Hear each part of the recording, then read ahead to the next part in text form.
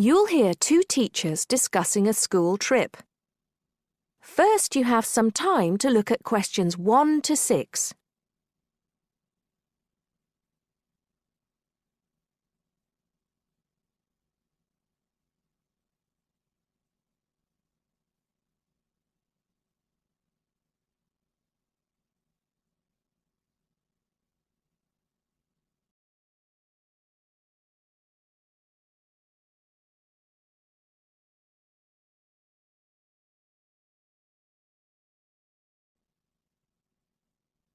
Now listen carefully and answer questions 1 to 6. Oh, there you are, Paul. Do you have a few minutes? Can we think about this year's school trip? Hi, Jean. Yes, of course. Have you got any ideas? I've been looking through some information, and I've brought a few leaflets with me. Here you are. Okay, thanks. Just remind me when the trip is. Next Friday. We'll be leaving at 9 and be back here at around 4, so we've probably got time to visit a couple of places. Let's see. What leaflet have you got there? Central Gardens. Looks like a nice place. It's open from 9 until 6, so we could go there anytime we wanted, really. What about there in the morning and then somewhere else in the afternoon? Farmers Market would be an option first as well, at least until they close at 1. Or we could try Grey Castle. That should be possible in the morning or in the afternoon. Oh, hang on. That's at the weekend. The last admission is at noon on weekdays. Greenhall says the same thing. Queen's Park opens at 8, so we could go there first. Or, according to these times, we could go there on the way back to school, because they don't close the gates until sunset during the week. Okay, that gives us a few options. We went to Queen's Park a couple of years ago, didn't we? I seem to remember that the pupils really enjoyed it. It'd be nice to go somewhere new as well. I've seen groups from other schools going around Grey Castle. So have I. But then again, maybe we should play it safe and go to Green Hall. At least we've got experience of taking classes round there. Farmers Market is popular with other schools, though, so it must be interesting. It'd be good to go somewhere where someone can show the pupils around, explain things to them. I've been on a tour around the castle, and they do a really good job. I think they have guides at the hall, too, don't they? It says here that they used to, but don't anymore. You can get shown round Central Gardens, though. I think we'd have to do any explaining if we took the pupils to the market or the park. That wouldn't be a problem, though. No, and at least those two would be free, wouldn't they? I think all the others charge, and we'd have to get the parents to pay some money. I'm sure they wouldn't mind paying if it was a small amount. Let me check the leaflets. There's a special price for large groups at Grey Castle. Oh, but you can get into Central Gardens for nothing. Right. Oh, I've just thought of something. We wouldn't need to book anything if we were going to Queen's Park, but what about the other places? Central Gardens say you need to let them know if there are more than 10 people in your group, which would include us. The same at Grey Castle. Farmers Market says you can just turn up, and so does Green Hall. Right. Well, I suggest we take the pupils to Grey Castle for a tour in the morning. How does that sound? Yes, sounds good. We should contact them to book it as soon as possible. In the afternoon, we can do something a bit more relaxed at the park, and we'll have to think about going to Green Hall another year. Shame Farmers Market isn't open, but we can't change the day. So that's a decision then. Now, let's think about what we're going to get the pupils to do.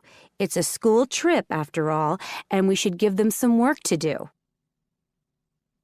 Before you hear the rest of the talk, you have some time to look at questions 7 to 10.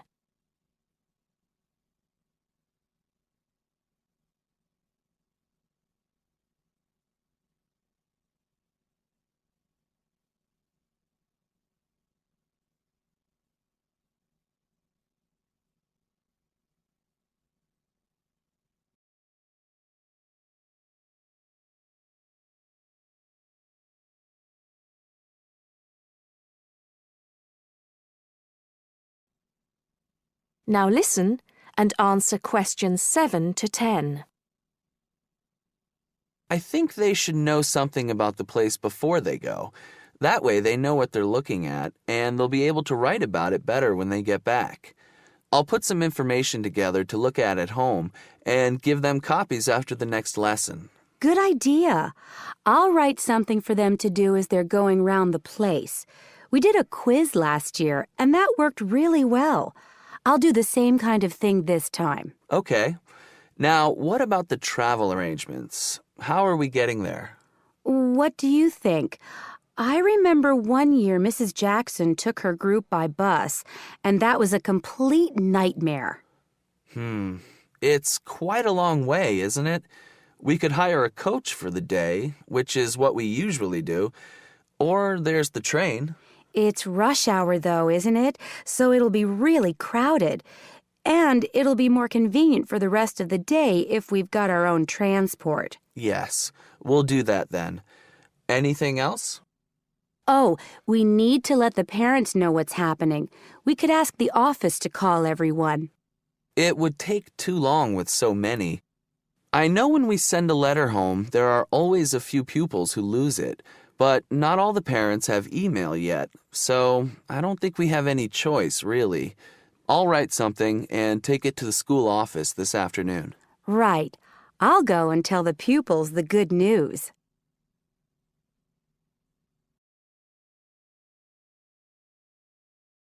That is the end of part 1.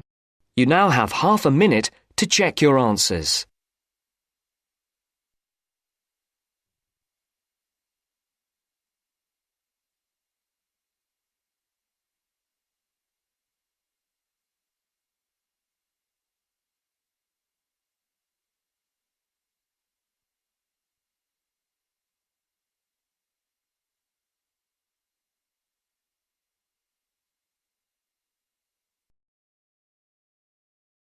Now turns to part 2.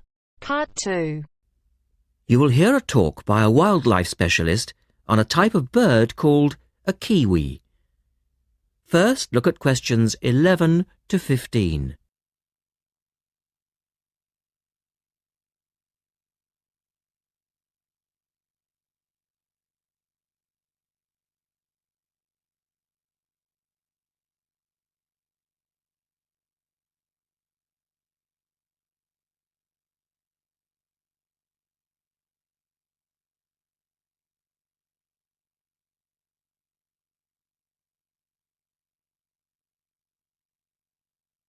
As you listen to the first part of the talk, answer questions 11 to 15.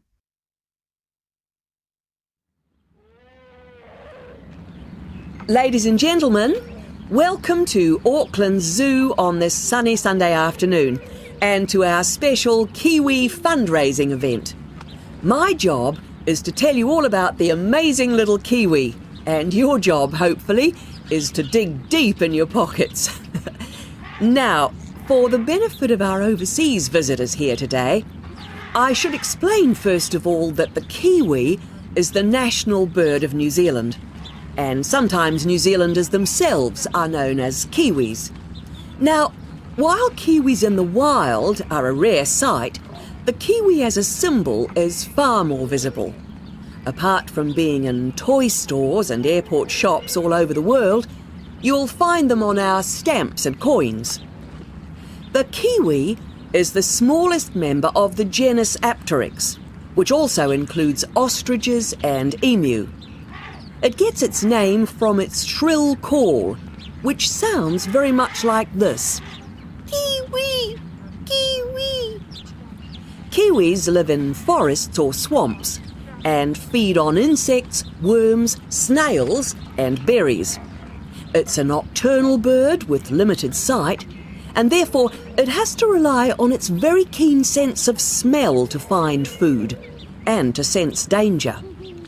Its nostrils are actually right on the end of its long beak, which is 1/3 of the body length. Now, here's an interesting fact. Although kiwis have wings, they serve little purpose, because the kiwi is a flightless bird. Since white settlement of the islands, Kiwi numbers have dropped from 12 million to less than 70,000. And our national bird is rapidly becoming an endangered species. This is because they're being threatened by what we call introduced animals. Animals which were brought to New Zealand, such as cats and ferrets, which eat kiwi eggs and their chicks.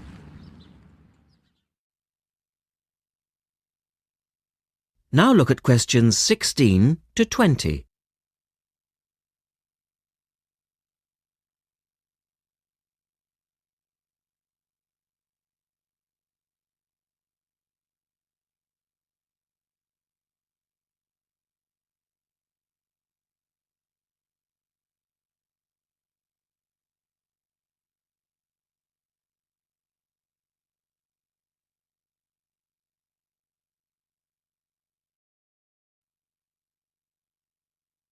As the talk continues, answer questions 16 to 20.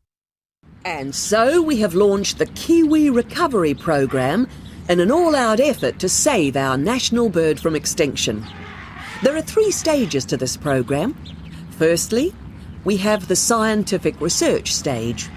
This involves research to find out more about what kiwis need to survive in the wild. Then secondly, we have the action stage. This is where we go into the field and actually put our knowledge to work. We call this putting science into practice. And then we come to the 3rd stage, the global education stage. By working with schools and groups like yourself, as well as through our award-winning Kiwi website, we are hoping to educate people about the plight of the kiwi.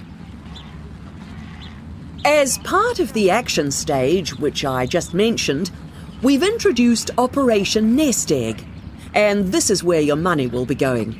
It works like this. It's a 3-stage process. First of all, we go out to the kiwi's natural habitat and we collect kiwi eggs. This is the tricky part, because it can be very difficult to find the eggs. Then, in safe surroundings, away from predators, the chicks are reared. Now, this can be done on predator-free islands or in captivity. They're reared until they're about 9 months old, at which stage the chicks are returned to the wild. So far, it's proving successful. And since we started the programme, some 34 chicks have been successfully raised this year, and their chances of survival have increased from 5 to 85%. However, it's not time to celebrate kiwi survival just yet. About 95% of kiwi chicks still don't make it to 6 months of age without protection, which is why Operation Nest Egg is so important. And we ask you to give generously today.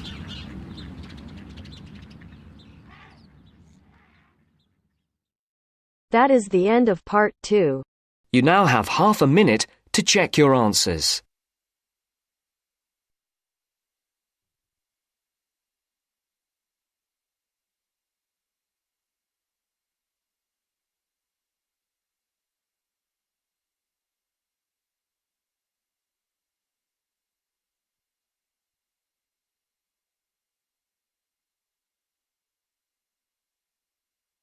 Now turns to part 3. Part 3. In this section, you will hear a discussion between 3 people in a university tutorial. In the first part of the discussion, they're talking about city traffic and the motor car. First, look at questions 21 to 24.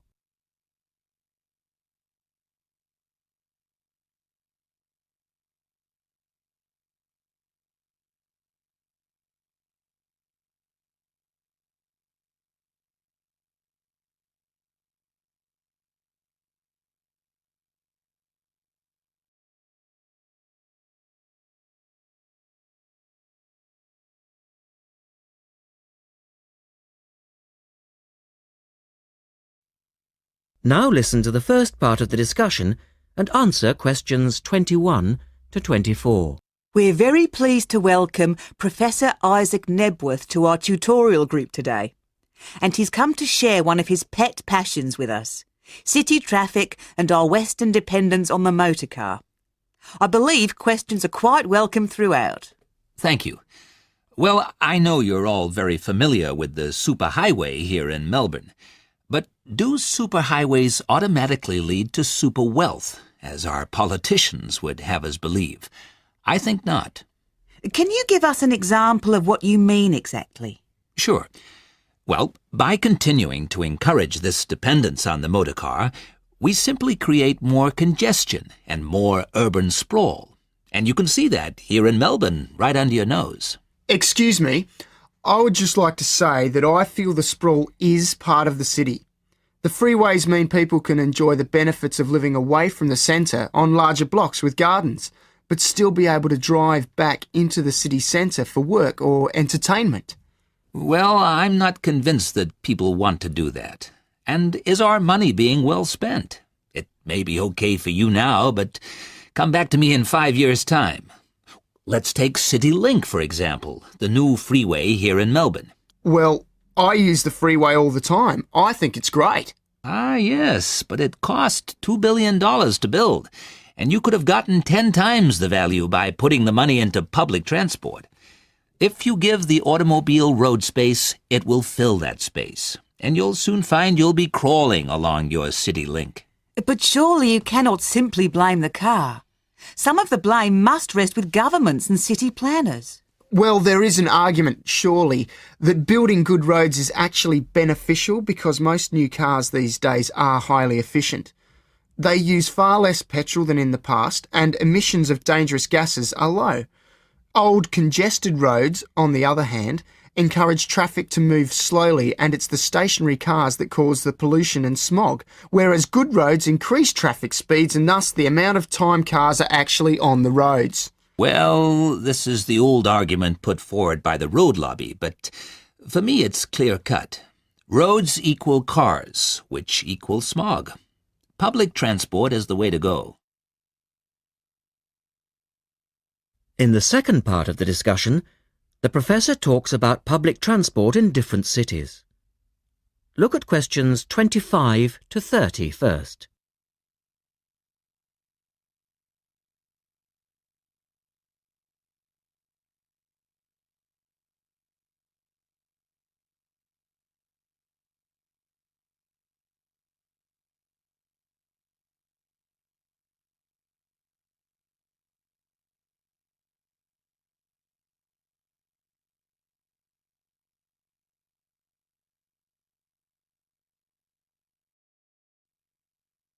As you listen to the discussion, complete the questions about public transport. Now, on that topic of public transport, I read somewhere recently that Australia isn't doing too badly in the challenge to increase the use of public transport. Better than America, granted. But by comparison with Canada, it's not so good. For instance, if you compare Toronto with the U.S. metropolis of Detroit, only 160 kilometers away, in Detroit, only 1% of passenger travel is by public transport, whereas in Toronto it's 24%, which is considerably better than Sydney, which can only boast 16%. Well, I think it's encouraging that our least car-dependent city is actually our largest city. 16% of trips being taken on public transport in Sydney isn't too bad. But it's a long way behind Europe. Take both London and Paris, for instance, where 30% of all trips taken are on public transport. Well, they do both have an excellent underground system. And Frankfurt comes in higher still at 32%. I understand that they've been very successful in Copenhagen at ridding the city of the car. Can you tell us anything about that experiment? Yes, indeed. Copenhagen is a wonderful example of a city that has learned to live without the motor car. Back in the 1960s, they adopted a number of policies designed to draw people back into the city. For instance, they paid musicians and artists to perform in the streets. They also built cycle lanes, and now 30% of the inhabitants of Copenhagen use a bicycle to go to work. Sydney, by comparison, can only boast 1% of the population cycling to work. It could have something to do with all the hills? Then they banned cars from many parts of the city, and every year 3% of the city parking is removed. And by constantly reducing parking, they've created public spaces and clean air. Really? There are also freely available bicycles, which you can hire for practically nothing. And, of course, they have an excellent public transport system. Well, that's all very well for Copenhagen, but I'd just like to say that some cities are just too large for a decent public transport system to work well, particularly in areas with low population. Because if there aren't many people using the service, then they don't schedule enough buses or trains for that route. I accept that there's a vicious circle here, but people do need to support the system. And secondly, the whole process takes so long because usually you have to change. You know, from bus to train, that sort of thing. And that can be quite difficult. Ultimately, it's much easier to jump in your car. And often it turns out to be cheaper. Sure, but cheaper for whom? You or society? We have to work towards the ideal and not give in all the time because things are too difficult. Anyway, let's move on to some of the results of the survey, which I think you'll agree. That is the end of part 3.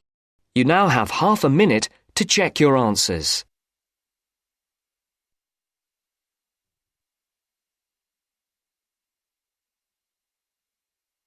अगर listening के साथ साथ आप speaking की भी practice करना चाहते हैं तो हमारी अपनी एप्लीकेशन है बेबी कोड आइल्स। प्लीज डाउनलोड करो।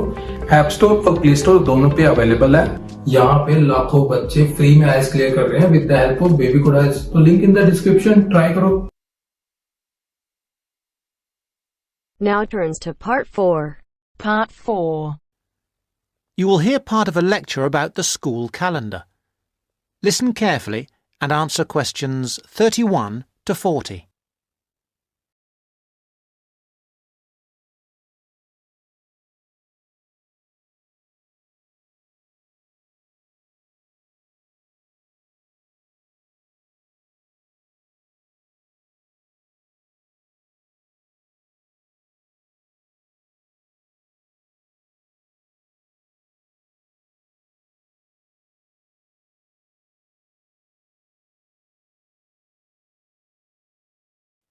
So, having seen that the 6-term system has passed the test of cost-effectiveness, we can move on to the educational aspects of this arrangement. Firstly, all the terms would be approximately the same length. Instead of terms up to 13 weeks, which we have now, there could be a repeating pattern of 7 weeks of term time plus 2 weeks of vacation. This would be repeated 6 times per year. How does this affect the effectiveness of the educational provision? The most noticeable result would be that the very long summer holiday would be reduced in length. This byproduct of the 6-term system could be beneficial. There's plenty of evidence of huge learning loss by pupils during the summer holidays. By learning loss, we mean the amount that pupils forget or lose during a holiday break. Ashley carried out a number of analyses which showed this conclusively. He investigated 39 studies examining the effects of summer holidays on standardized test scores. His analyses indicated that summer learning loss equaled 2 weeks to 7 weeks of instruction. On average, children's test scores were 3 weeks lower than when they left school in the previous term. He also found differences in the learning loss effect according to subject. The subjects he analysed were reading, writing and maths, and he found that the effect was greatest in maths and reading. Furthermore, although all social groups experienced roughly similar learning loss in the field of maths, the studies found that disadvantaged children showed even greater losses in reading skills. So, the problem of learning loss in traditional schools is clear. However, the results of studies into the 6-term system and learning loss are ambiguous. Marchmont found that pupils in 6-term schools maintained their test scores after the shorter holiday period. This is certainly an improvement on the traditional system where, as we have seen, pupils perform worse after the summer break. Benson, however, found no differences between those in traditional schools and on the 6-term schedule. It would seem reasonable that if long holidays result in learning loss, then shorter holidays should result in less learning loss. So we await the outcome of further studies. Historically, of course, everyone knows the reason for our system of 3 terms per year. In days when agriculture was of much greater importance in our working lives, it was essential that the children helped with the harvest.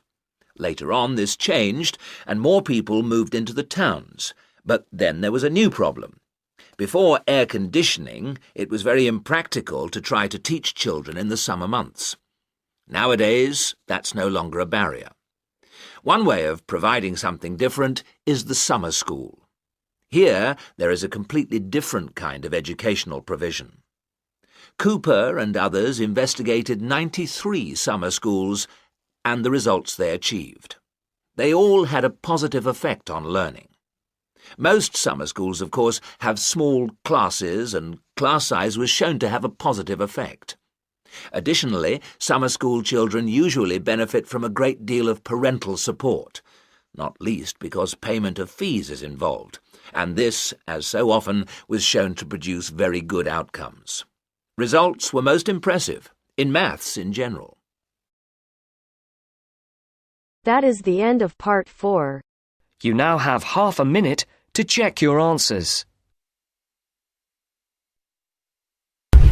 अभी तक baby code app download नहीं की तो यहाँ पे सिर्फ speaking listening reading writing सारे के सारे फ्री में मॉड्यूल अवेलेबल है, वो भी लेटेस्ट कंटेक्स्ट के साथ। और तो यहाँ पे आईएलटीएस की लाइव क्लासेस भी देते हैं आईटीपी अप्रूव्ड टीचर फ्री में। तो link in the description, try करो।